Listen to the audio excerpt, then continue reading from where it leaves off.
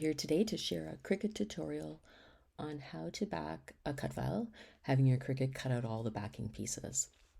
So here we are in Cricut Design Space, and we are just going to start by duplicating the cut file so that we can have the original copy saved.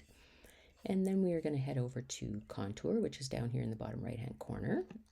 Click on that.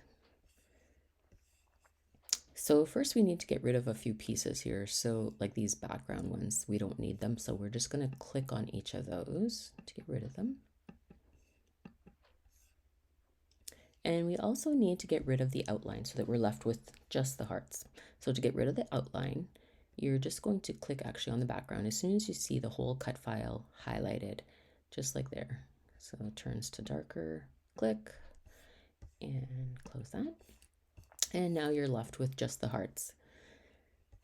So here in Design Space, it doesn't let you ungroup them. As you can see there, it's not highlighted, so you can't click on it to do anything. So we've got to figure out another way to separate all these hearts so that you can cut them out in individual pieces of paper, like different patterns, different colors, whatever you'd want to do for yours. So we are going to go back into this contour. And what we're going to do is we are going to erase all of the hearts except for one. That's how we're going to start this off. So we'll just quickly click on all of these hearts. Okay, and I've just left this one here. We'll close that up. Okay, so now we have one heart.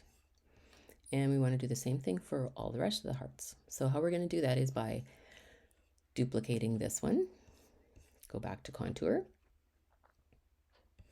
and we're going to click on the next heart and erase this one. Close that. Then we're going to duplicate again, go to Contour, next heart, delete that one,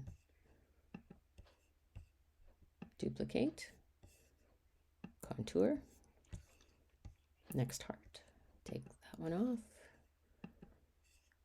and go duplicate, Contour, next heart, get rid of that one, duplicate, Contour, next one, get rid of that one. Hope it wasn't too fast so that you could see actually what was going on there. One more there.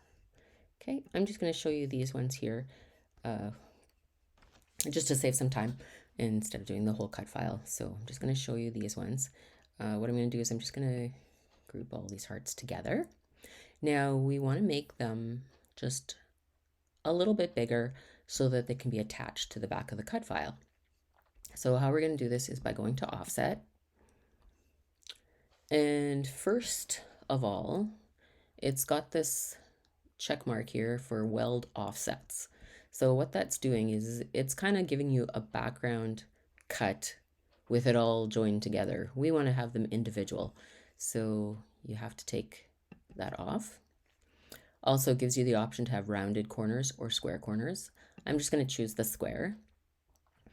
And also this offset here is quite large. As you can see, the little blue lines that are going around all of the hearts, and they're all individual now as well. So we're going to just change the size. We're going to go down to 0.08, enter. Now it looks like a more reasonable offset size. And then we're going to hit apply. Okay, so now all of these hearts have been made into an offset. We're just going to get rid of the pink ones because we don't need those anymore, because those are actually just the size of the negative space. And these ones are just a little bit larger so that you can attach them to the back.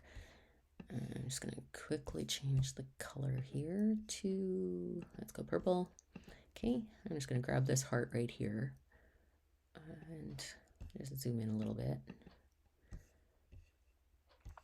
So you can see here, it will fit nicely with just with some overlap, and it's not going to go past the cut file edge.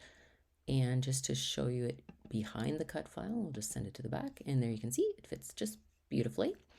And then the only thing left is to go to your cutting mat. So we're just going to say make it,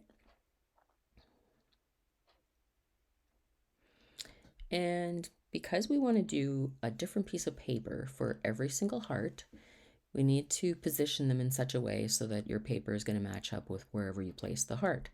And because Cricut doesn't cut right to the edge, it has that 1/4 inch spacing around the mat where it doesn't cut. So you can leave it, starting right in the corner if you want. But sometimes what I like to do is move it so that I get a nice um, clean full corner, like, inch per inch per inch kind of thing.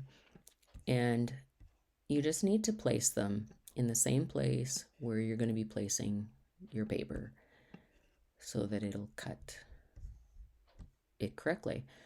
If I were to leave this heart in the corner here and place a 3-inch square piece of paper in this corner, you can see that it would not fit. I mean, obviously I could take a bigger piece of paper and, put it past the 3-inch mark, but then you'd have to use more paper because this heart does fit into a 3-inch square quite nicely, right there. So just take it off the corner, start away from the edge if you need to, want to, however you want to do it.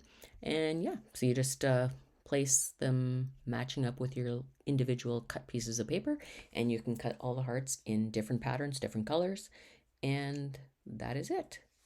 Thanks for watching. Bye.